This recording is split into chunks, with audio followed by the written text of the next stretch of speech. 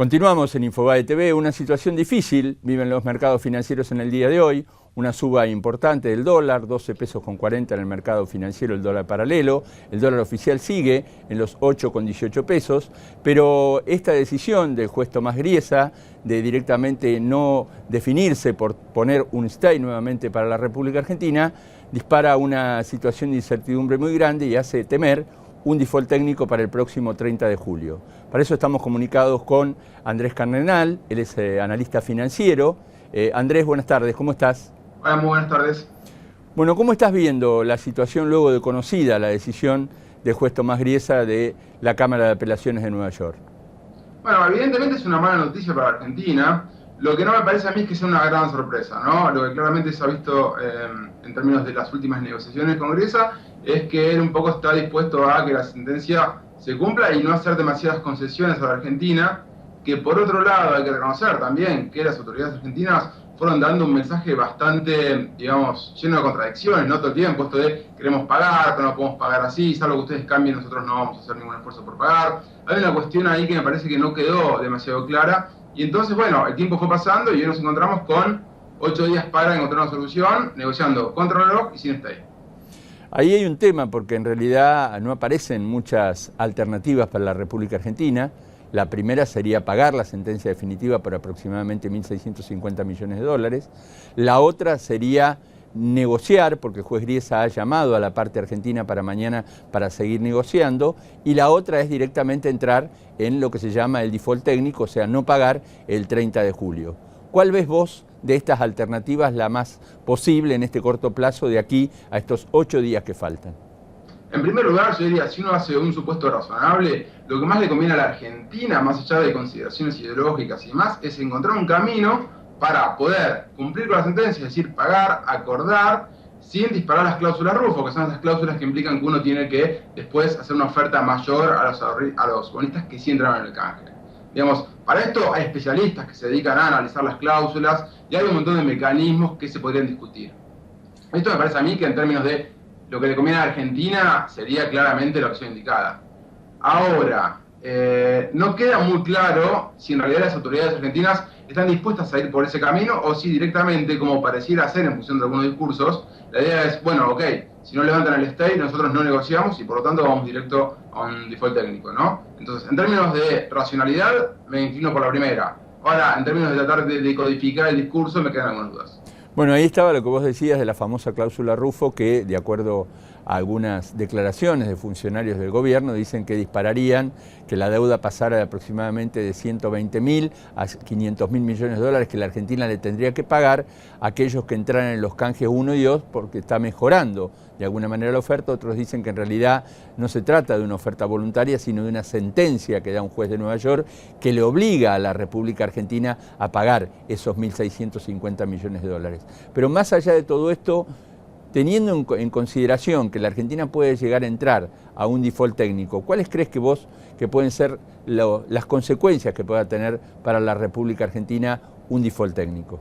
Bueno, en ese escenario me parece que claramente estaríamos ante un deterioro de una economía que ya está muy golpeada, ¿no? Habría seguramente más presión en los mercados de divisas, es decir, tanto en el dólar oficial como en el dólar paralelo, más presión inflacionaria, problemas judiciales probablemente en términos de exportaciones, de complicaciones para todo lo que tiene que ver con la explotación para vaca muerta. Es decir, sería un paso atrás en un contexto que ya de por sí viene bastante complicado. Por lo tanto, yo esperaría que realmente sea complejo para Argentina en términos de actividad económica real y de inflación, ni hablar en términos financieros, puede haber muchas complicaciones, y sobre todo queda una tarea después bastante ardua en términos de futuro, es decir, hay que encontrar después una solución.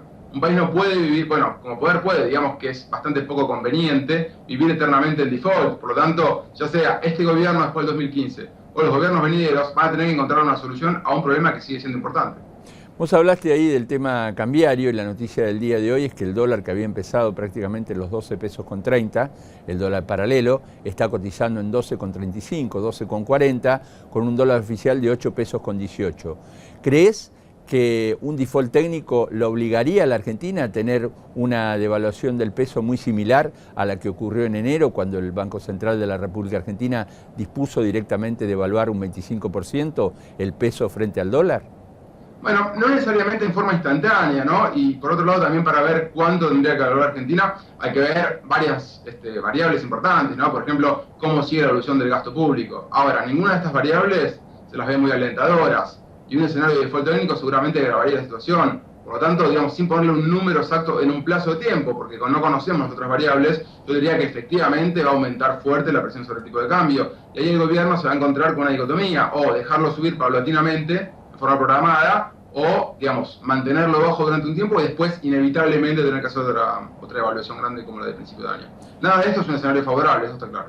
Andrés, ahí aparece otro tema relacionado con el tema cambiario y con la inflación, que es la tasa de interés, porque el Banco Central de la República Argentina lo que hizo de alguna manera es mantuvo una tasa de interés alta después de la devaluación para que la gente priorizara seguir, digamos, teniendo pesos en los bancos y no irse directamente a comprar dólares. ¿Cómo crees que puede seguir esta situación si la Argentina entra en esa situación de default técnico? Bueno, esta situación, primero es importante, me parece, tener en cuenta que está marcando una contradicción importante, porque por un lado el Banco Central está haciendo lo que se dice hacer la tarea, ¿no? Es decir, haciendo el ajuste, subiendo las tasas para frenar un poco la corrida en contra del peso. Sin embargo, el gasto público no ayuda, es decir, no está moderando. Entonces, todavía no queda muy en claro si Argentina pasa un equilibrio o no.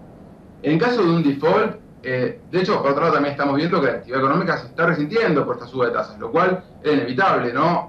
Básicamente, me parece a mí, consecuencia de que Argentina influyó durante mucho tiempo la demanda, con gasto público, con incentivos al consumo, consumió de más y que inevitablemente llegó la hora del ajuste. Uno el ajuste lo puede hacer por las buenas, es decir, elegir dónde se ajusta, o dejar que lo haga el mercado, viene una devolución que muchas veces puede ser un ajuste mucho más violento y que además, digamos, no tiene que ver con decisiones propias de las autoridades de política económica, ¿no? En el escenario de default técnico, claramente la presión sobre el dólar aumentaría. Y ahí es donde Kicillof va a tener que decidir si va a acompañar al Banco Central con las tasas de interés en alza y va a reducir el gasto público, tratando de normalizar las variables para después, en algún futuro de mediano plazo, recuperar el crecimiento, o si por el contrario, el gobierno nacional va a seguir incrementando el gasto, lo cual lo que hace un poco es, digamos, echar por la borda el esfuerzo de suba de tasas, y ahí, digamos, me parece que la función del actual Banco Central queda un poco dibujada. Ahí, yendo al Banco Central de la República Argentina, hay que decir que ahora el Banco Central cuenta con aproximadamente 29.600 millones de dólares de reservas internacionales. Ha sumado reservas internacionales a lo largo del último trimestre porque muchos liquidaron, muchos de los exportadores liquidaron directamente la soja, y a partir de allí indudablemente hubo una mayor tranquilidad para el Banco Central de la República Argentina, pero teniendo en cuenta que julio es un mes de vencimientos muy importantes para la República Argentina, porque en julio vencen aproximadamente 2.500 millones de dólares entre los bonos que la Argentina tiene que pagar por el tema del canje y el resto. ¿Cómo estás viendo la situación financiera de la Argentina de aquí hasta por lo menos fin de año? Lo que todo el mundo espera, en términos además no solo del tipo de cambio y demás, sino que además, digamos, por el ciclo de la cosecha y la entrada de divisas, es que vuelva la presión bajista sobre las divisas, sobre todo en el último trimestre del año, ¿no? Acá hay un problema de fondo, que es que, digamos, el corralito, el cepo cambiario, por así llamarlo, la medida que se tomó para evitar, digamos, la libertad de los agentes económicos para comprar divisas, lo que hizo fue cerrar cualquier puerta de entrada a dólares. El gobierno, pensando que cerraba la puerta de salida, cierra automáticamente también la puerta de entrada. Entonces los únicos dólares que están entrando hoy a la Argentina son los que tienen que ver con las exportaciones, que son básicamente cosecha, ¿no? Entonces, un escenario ya de por sí íbamos a tener caída de reservas.